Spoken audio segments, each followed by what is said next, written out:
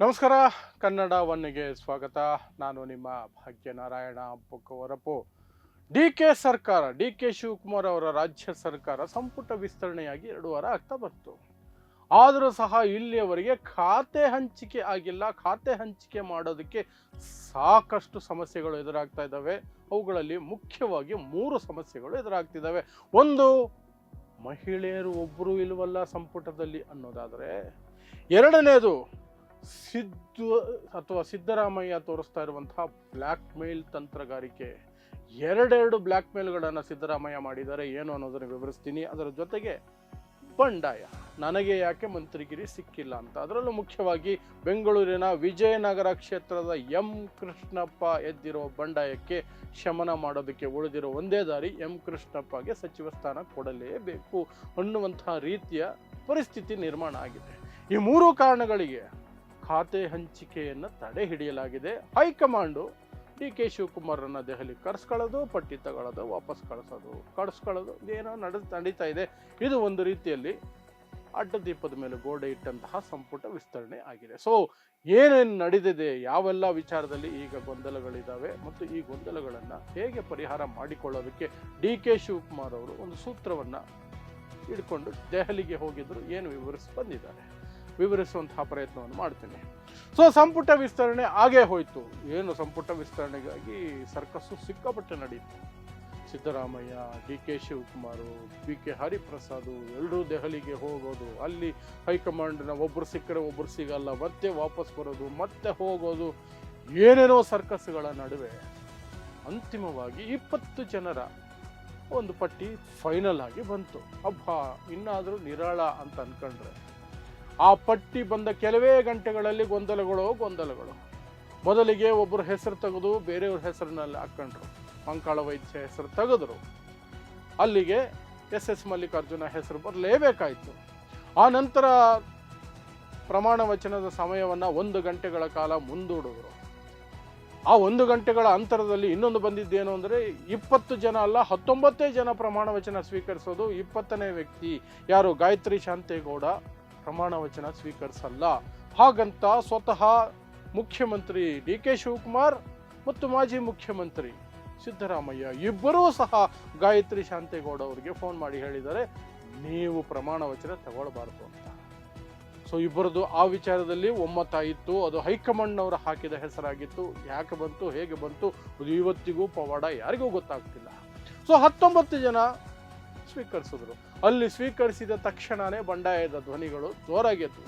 ರಾಜೀನಾಮೆಗಳು ಕೊಡೋ ನಾಟಕ ನಡೀತು. ಆಮೇಲೆ ಅದನ್ನು ತಗೋಬಿಡಿ, ಅಕ್ಸೆಪ್ಟ್ ಮಾಡ್ಕೋಬಿಡಿ ಅಂತ ಹೇಳುವಂತಹ ನಾಟಕಗಳು ನಡೀತು.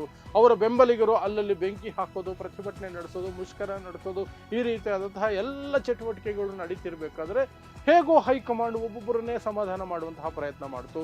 ಸುರ್ಜೇವಾಲಾ ಸ್ವತಃ ಅಸಮಾಧಾನಿತರ ಮನೆಗಳಿಗೆ ಹೋಗೋದು, ಅವರನ್ನು ಭೇಟಿ ಮಾಡೋದು, ಮತ್ತು ಇಲ್ಲಿ ಮುಖ್ಯಮಂತ್ರಿ ಡಿ ಕೆ ಶಿವಕುಮಾರ್ ಸಹ ಅವರನ್ನು ಭೇಟಿ ಮಾಡಿ ಅವರನ್ನು ಶಾಂತಗೊಳಿಸುವಂತಹ ಪ್ರಯತ್ನಗಳನ್ನು ನಿರಂತರವಾಗಿ ಮಾಡಿದ್ರು. ಒಂದು ಲೆವೆಲ್ಗೆ ಓಕೆ ಆಯಿತು, ಎಕ್ಸೆಪ್ಟ್ ಫಾರ್ ಎಂ ಕೃಷ್ಣಪ್ಪ ಪಟ್ಟು ಹಿಡಿದು ಕೂತರು. ನನಗೆ ಬೇಕೇ ಬೇಕು, ಸಾಧ್ಯನೇ ಇಲ್ಲ, ನಾನಂತೂ ಒಪ್ಪೋದೇ ಇಲ್ಲ ಅಂತ.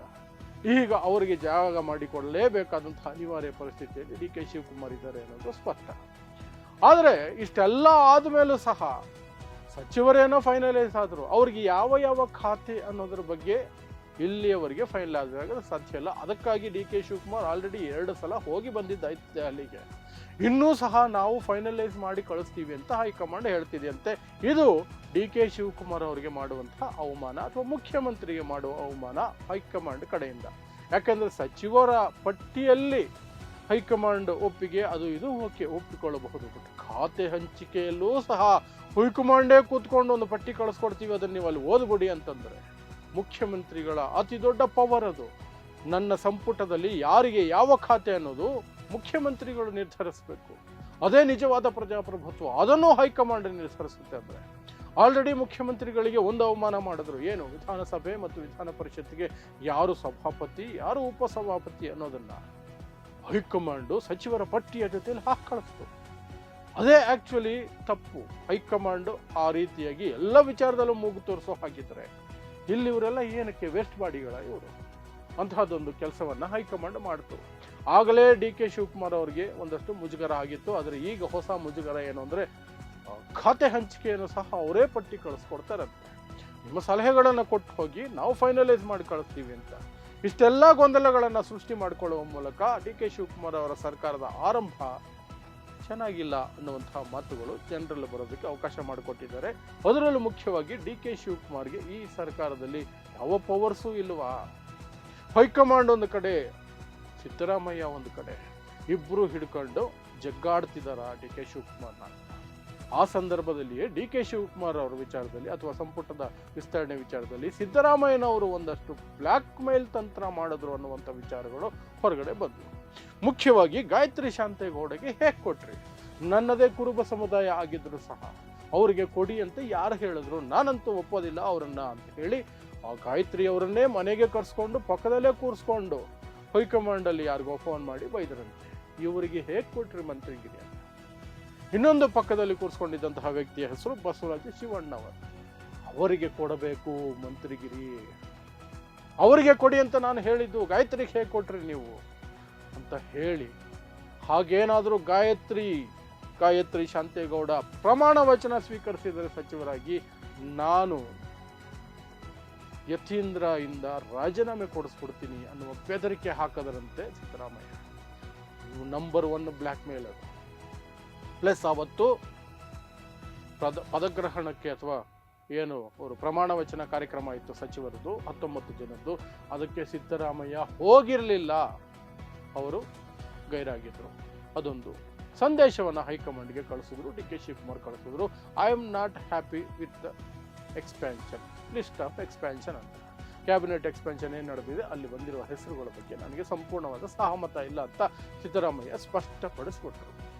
ಇನ್ನು ಅದನ್ನು ಮೀರಿ ಈಗ ಬರ್ತಿರುವಂತಹ ಸುದ್ದಿಗಳ ಪ್ರಕಾರ ಇದೇ ರೀತಿ ನನ್ನನ್ನು ಅಸಮಾಧಾನದ ಸ್ಟೇಟಲ್ಲೇ ಇಟ್ಟಿದ್ರೆ ಮಳೆಗಾಲದ ಅಧಿವೇಶನಕ್ಕೆ ನಾನು ಬರೋದೇ ಇಲ್ಲ ವಿಧಾನಸಭೆಗೆ ಅಂತ ಸಿದ್ದರಾಮಯ್ಯ ಹೊಸ ಬ್ಲ್ಯಾಕ್ ಮೇಲ್ ಅನ್ನು ಶುರು ಮಾಡ್ಕೊಂಡಿದ್ದಾರೆ. ಏನು ಮಾಡ್ತಿರೋ ಬಿಡ್ತಿರೋ ಗೊತ್ತಿಲ್ಲ, ನನಗೆ ಬಸವರಾಜ ಶಿವಣ್ಣ ಅವರು ಸಚಿವ ಸಂಪುಟಕ್ಕೆ ಬರಬೇಕು, ನನ್ನ ಮಾತಿಗೆ ಬೆಲೆ ಇರಬೇಕು, ಇಲ್ಲದೆ ಹೋದರೆ ನಾನಂತೂ ನನ್ನ ಅಸಮಾಧಾನನ ಇಂಡೈರೆಕ್ಟ್ ಆಗಿ ತೋರಿಸ್ತೀನಿ, ಅಧಿವೇಶನಕ್ಕೆ ಬರೋದಿಲ್ಲ. ಇದು ಹೊಸ ಬ್ಲ್ಯಾಕ್ ಮೇಲ್ ಮಾಡಿದೆ. ಇದು ಹೈಕಮಾಂಡ್ಗೆ ದೊಡ್ಡ ತಲೆನೋವಾಗಿದೆ. ಯಾಕಂದ್ರೆ ಈಗ ತಾನೇ ಸಚಿವ ಸಂಪುಟ ವಿಸ್ತರಣೆ ಆಗಿರೋದು, ಅಷ್ಟು ಬೇಗ ಅಲ್ಲಿ ಯಾರನ್ನ ಕಿತ್ತು ಹಾಕೋದು ಅದೆಲ್ಲ ದೊಡ್ಡ ತಲೆನೋವು. ಇನ್ನೊಂದು ಈ ಕಡೆ ಕಿತ್ತು ಹಾಕಲೇಬೇಕಾದಂತಹ ಸನ್ನಿವೇಶ ನಿರ್ಮಾಣ ಆಗಿದೆ ಅನ್ನುವ ರೀತಿಯಲ್ಲಿ ಡಿ ಕೆ ಶಿವಕುಮಾರ್ ಅವರು ಒಂದಷ್ಟು ಸಂಧಾನ ಸೂತ್ರಗಳನ್ನು ಹೈಕಮಾಂಡ್ಗೆ ಸಜೆಸ್ಟ್ ಮಾಡಿದ್ದಾರೆ ಅನ್ನುವಂತಹ ಮಾಹಿತಿ ಇದೆ. ಮಹಿಳೆಯರನ್ನು ಒಬ್ಬರನ್ನ ಹಾಕೊಳ್ಳೇಬೇಕಾದ ಅನಿವಾರ್ಯತೆ ಇದೆ. ಉಳಿದಿರೋ ಒಂದೇ ಒಂದು ಸ್ಥಾನಕ್ಕೆ ಮಹಿಳೆಯರನ್ನು ತಗೊಳ್ಳೋದ, ಸಿದ್ದರಾಮಯ್ಯನವರನ್ನು ಸಮಾಧಾನ ಮಾಡೋದಕ್ಕೆ ಅವರ ಕ್ಯಾಂಡಿಡೇಟ್ ಅನ್ನು ತಗೊಳ್ಳೋದ ಅನ್ನುವ ಗೊಂದಲದ ನಡುವೆ ಇದಕ್ಕೊಂದು ಇಂಟರ್ಮೀಡಿಯೇಟ್ ಆದಂತಹ ಒಂದು ಸೊಲ್ಯೂಷನ್ ಏನು? ಅದು ಕೆ ಎಚ್ ಮುನಿಯಪ್ಪ ಅವರಿಂದ ರಾಜೀನಾಮೆ ತಗೊಂಡು ಅವರ ಮಗಳು ರೂಪಕಲಾ ಶಶಿಧರ್ ಅವರನ್ನ ಮಂತ್ರಿ ಮಾಡ್ಬಿಡೋಣ. ಆಗ ಮಹಿಳಾ ಮಂತ್ರಿ ಬಂದಂಗೂ ಇರುತ್ತೆ. ಕೋಲಾರಕ್ಕೆ ಪ್ರಾತಿನಿಧ್ಯ ಸಿಕ್ಕಿಲ್ಲ, ಕೋಲಾರದಿಂದ ಯಾರನ್ನೂ ಮಿನಿಸ್ಟ್ರಿ ಮಾಡಿಲ್ಲ ಅನ್ನುವಂತಹ ಮಾತುಗಳಿದೆಯಲ್ಲ, ಅದಕ್ಕೂ ಆ ಅಸಮಾಧಾನಕ್ಕೂ ಒಂದಷ್ಟು ಪರಿಹಾರ ಸಿಕ್ಕಂಗಾಗುತ್ತೆ. ಸೊ ಕೆ ಎಚ್ ಮುನಿಯಪ್ಪ ಅವರನ್ನು ರಾಜೀನಾಮೆ ಕೊಡಿಸ್ಬೇಕು ಅನ್ನೋದು ಡಿ ಕೆ ಶಿವಕುಮಾರ್ ಅವರ ಲೆಕ್ಕಾಚಾರ. ಹಾಗೇನಾದರೂ ಕೆ ಎಚ್ ಮುನಿಯಪ್ಪ ರಾಜೀನಾಮೆ ಕೊಡ್ತಾರ ಅಂತ ಕೇಳಿದ್ರೆ no, K H Muniyappa ready ಇಲ್ಲ, ನಾನು ಏನೇ ಆದರೂ ರಾಜೀನಾಮೆ ಕೊಡಲ್ಲ, ನನಗೆ ಕೊಟ್ಟಿರೋ ಖಾತೆ ಬದಲಾವಣೆ ಮಾಡಿ ಸಮಾಜ ಕಲ್ಯಾಣ ಇಲಾಖೆ ಕೊಡಿ ಅಂತ ಅವರು ಪಟ್ಟು ಹಿಡಿದು ಕೂತಿದ್ದಾರೆ.